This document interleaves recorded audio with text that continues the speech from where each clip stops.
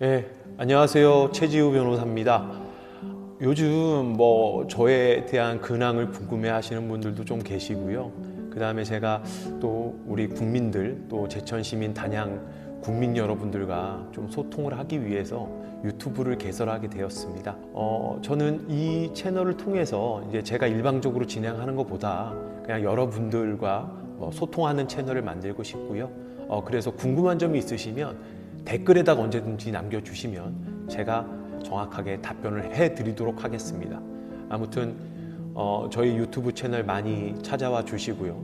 또 구독하고 알림 설정도 많이 부탁드립니다. 네, 감사합니다. 지금 민주당에서 이제 단독으로 처리한 사법개혁 3법이라는 게 있는데요. 그건 첫 번째 이제 법 왜곡죄라는 걸 신설했습니다. 법 왜곡죄가 뭐냐면 간단하게 말씀을 드리면, 그러니까 법을 적용하고 집행할 수 있는 검찰이든 그 판사든 법을 고의적으로 잘못 적용해 갖고 어떤 사람을 갖다 처벌한다거나 하면 이를 갖다가 다시 처벌을 하겠다는 취지입니다. 두 번째로는 재판소원 제도입니다. 재판소원 제도는 뭐냐면요. 지금 현재는 대법원에서 3심제로 운영이 되고 있습니다. 그런데 이제 대법원에서 대법원 판결이 나더라도 헌법재판소에 다시 그 재판소원을 갖다 걸어서 사실상 우리나라 법 체계를 4심제로 바꾼다는 겁니다. 그 다음에 마지막으로 이제 대법관 증언이라는 게 있는데, 이 대법관이 현재는 14명입니다. 근데 14명이 지금 대법원을 갖다 구성을 하고 있는데 이를 26명으로 늘린다는 것이 이 대법관 증언법입니다. 일단 저는 사법개혁 3법은 민주당이 사법부를 장악하기 위한 시도라고 생각이 들어요. 왜냐하면 민주주의에서 가장 중요한 것 중에 하나가 사법부의 독립입니다. 그러니까 우리 사회를 구성하고 있고 우리 사회에는 분쟁이 발생할 수밖에 없는데, 그때 법원에서는 법과 양심에 따라서 어느 정치적 권력이든 언론이든 그런데 휘둘리지 말고 독립해서 심판할 수 하라고 해갖고 사법부의 독립이라는 제도가 생겼고, 이는 우리 인류가 수천 년 동안 살면서 이게 가장 합리적인 제도라고 해서 발전한 제도입니다. 그런데 법 왜곡죄라는 게 신설이 되면 판사는 항상 그 판결을 내릴 때 내가 고소고발을 당할 수도 있다는 것을 염두에 두고서 판결을 내려야 되기 때문에 독립해서 심판하기가 굉장히 어렵습니다. 또한 재판소원 제도도 이 대법원이 독립해서 결론을 내린 것을 다시 한번 뒤집을 수 있는 것이고, 사실 헌법재판소가 그 법원의 상위 기관으로 작동하기 때문에 법관들의 독립성을 갖다 침해할 수밖에 없습니다. 또한 그 대법관 증언 같은 경우에도 그 대법관이 이렇게 증언이 되게 되면 이재명 대통령이 임명할 수 있는 대법관은 총 임기까지 22명입니다. 이는 민주당 입맛에 따라서 대법관을 갖다 임명하겠다는 거고요. 그러면은 자기와 정치적 성향이 비슷한 대법관을 갖다가 임명함으로써 우리나라 사법부를 장악하겠다는 시도입니다. 따라서 이와 같은 3법은 저는 사법권의 독립을 침해하는 악법이라는 생각이 들고요. 지금 어떻게 진행이 될지 모르겠지만 지금 현재 민주당은 검찰청도 없앤다고 하지 않았습니까?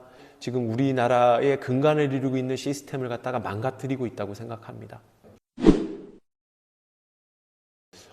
저는 그 특검을 이렇게 표현하고 싶어요. 그 위법 수사의 종합 선물 세트라고 표현을 하고 싶은데, 정말 이 특검 수사는 정치 권력의 등을 업고서 수사를 하다 보니까 이 절차 위반을 굉장히 많이 저질렀습니다. 그러니까 예를 들어서 헌법재판소에서 2017년에 그 피의자가 조사를 받을 때는 변호사가 나란히 앉아서 조사를 받게 해야 된다라고 이렇게 판시를 한 거 있고, 만약에 피의자의 뒤에서 앉게 된다면 이는 위헌이다라고 판시를 한 적이 있습니다. 그럼에도 불구하고 특검은 변호사들이 조사를 참여했을 당시에 피의자 옆에 앉지 못하도록 조치를 하는 등 위법을 저질렀고요. 그 밖에도 이제 압수수색 당시에도 압수수색 영장에 기재된 혐의 사실과 관련이 있는 물건만을 갖다 압수할 수 있는데, 특검은 관련이 없는 물건도 다 압수해서 갔습니다. 이는 형사소송법 제215조 제1항을 갖다 위반하는 행위입니다. 그 다음에 세 번째로는 피의자를 조사할 때는 그 피의자의 동의를 얻어서 수사 과정을 갖다가 녹화를 할 수는 있습니다. 그런데 김건희 여사가 조사를 받을 때는 동의를 받지 않고 그 수사 과정을 갖다 모두 다 녹화를 했습니다. 이는 사실 우리나라 실정법인 통신비밀보호법을 위반한 행위로서 위법하다고밖에 볼 수가 없습니다. 그 이재명 대통령이 당시에 뭐 여러 차례 얘기를 했듯이 법원에서 무죄 판결이 나는 경우에는 법원이 잘못된 것이 아니라 검찰에서 잘못 기소를 한 거다. 그래서 검찰이 자기네들이 면책받으려고 항소를 하냐, 이는 부당하다라고 이야기를 한 적이 있습니다. 그리고 실제로는 지금 검찰에서 항소를 포기하는 사례들이 속출을 하고 있어요. 그런데 지금까지 항소를 포기한 사례들을 보면 첫 번째가 대장동 사건, 두 번째가 서해 공무원 피격 사건, 세 번째가 그 위례 개발 사건, 네 번째가 그 송영길 동본투 사건 등입니다. 이 사건들의 공통점은 뭐냐면 다 민주당 인사들이 여기에 관여가 돼 있다는 거예요. 이거 말고도 한 가지가 더 있습니다. 그 문재인 정부 시절에 그 이상직 의원에 대해서 무슨 혜택을 제공했다고 해서 직무유기했던 사건이 있는데 그 사건도 항소 포기를 했습니다. 그래서 제가 예시를 들은 5가지 사건 모두 다 민주당 인사들이 관련된 사건입니다. 국민의힘 인사들이 관련된 사건 중에서는 아직 항소 포기를 한 적이 한 번도 없습니다. 그래서 지금 이 이재명 대통령이 말이 특정 세력들에게만 적용되는 그런 말이라는 생각이 들었고, 이렇게 법 집행이 공정하지 못하면 그 법치주의는 무너질 수밖에 없습니다. 따라서 저는 굉장히 이 사태에 대해서는 굉장히 심각하게 생각하고 있습니다. 일단 김건희 여사의 특검의 시발점은 도이치모터스 사건이었습니다. 그러니까 2020년 4월경에 최강욱 의원이 고발로 해서 이렇게 시작이 됐는데, 그 문재인 정부 시절에 거의 2년 동안 정말 탈탈 털었습니다. 그러니까 2년 동안 그 특수부까지 동원해갖고 탈탈 털었는데, 그 당시에는 김건희 여사가 혐의가 없어서 소환조차 하지 못했습니다. 그리고 이제 윤석열 정부 때도 뭐 다시 이제 수사가 재개돼서 수사를 했었고, 그 당시에 혐의 없음이 났고, 그 다음에 지금 특검이 조직돼 갖고 기소를 했는데 당연히 이재명 정부 하에서도 지금 무죄가 났습니다. 그럼에도 불구하고 약간 민주당 쪽에서는 납득이라는 걸 하지 못합니다. 이 정도 했으면 납득을 해야죠. 6년 동안을 수사를 했는데 6년 동안 그것도 수십억 원, 아니 수백억 원을 들여서 수사를 했다고 밖에 볼 수가 없거든요.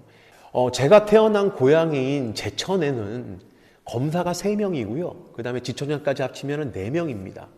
근데 이 지청에서 가나라는 데가 제천하고 단양 합치면 인구가 약 15만 명이에요.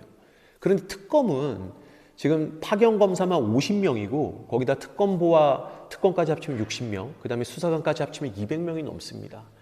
이 정도면은 제가 봤을 때는 한 강역시 정도의 검찰청 하나를 갖다 놓은 거거든요. 이런 대규모의 사람들이 김건희 여사 하나만을 갖다 6개월 동안 수사를 했습니다. 수십억 원, 아니 그 전까지 수사한 것까지 합치면은 수백억이 들었다고 봅니다. 그런데 결국에는 무죄를 받지 않았습니까? 자, 저는 그러면 이렇게 생각이 들어요. 이 정도까지 했으면 이제 납득이라는 걸 해야 된다고 생각이 들어요. 무죄가 났으면 자신들이 잘못을 했다라고 생각을 해야 되고, 그 다음에 자신들이 이걸 이용해가지고 정치적으로 많은 공격을 하지 않았습니까? 그 부분에 대해서 국민들에게 사과를 하는 것이 저는 옳다고 생각하는데, 오히려 적반하장격으로 법원을 욕하고 있고, 그 전에 수사했던 검사들을 욕하고 있고, 그 전에 그 수사했던 검사들을 탄핵까지 하지 않았습니까? 이제는 납득을 하고 자신들의 행위에 대해서 사죄를 해야 된다고 생각합니다, 저는. 네. 일단 지금 현재 그 윤석열 대통령 사건에서 그 체포방해 사건이 있고 내란 우두머리 사건이 있는데, 체포방해 사건, 내란 우두머리 사건에서는 다 불소추 특권에서 소추는 기소만 들어간다고 돼 있고 수사는 가능하다고 판단을 내렸습니다. 저희가 해석을 해보면 당연히 그 불소추 특권은 재판까지는 영향을 미치지 않는다라고 해석할 수 있고요. 그렇다면 이제 대통령이라도 재판을 진행해야 한다라고 볼 수 있습니다. 그렇기 때문에 법리 해석상으로는 그 이재명 대통령의 공직선거법 위반 사건이나 위증죄 사건이나 대장동 사건, 그 다음에 이제 대북송금 사건들도 재판이 재개되어야 하겠지요. 다만 지금은 사실 이것도 공정한 법 집행은 아니죠. 본인들이 지금 정권을 잡고 있기 때문에 뭐 사법부를 압박을 해서라도 저는 재판을 진행하지 못할 거라고 생각을 하고 있고요. 그래서 계속 사법부를 갖다 계속 압박을 하고 있고, 그다음에 이번에 뭐 사법개혁 뭐 3법이다 해갖고 조금 그 사법부의 독립을 침해하는 그런 압법들을 갖다 통과시키지 않았나, 그렇게 생각을 하고 있습니다. 네. 네, 오늘 제가 유튜브 촬영을 처음 하는데요. 처음에 인사를 드렸듯이 여러분들하고 이렇게 소통을 하고 싶습니다. 그래서 여러분들이 잘 알아들으실 수 있게 쉽게 설명을 할 예정이고요. 여러분들이 궁금한 사항 있으시면 언제든지 댓글로 남겨주시면 제가 성심성의껏 아주 쉬운 언어로 한번 설명해 드리도록 하겠습니다. 오늘 함께 해주셔서 너무 감사합니다. 다음에 또 뵙겠습니다.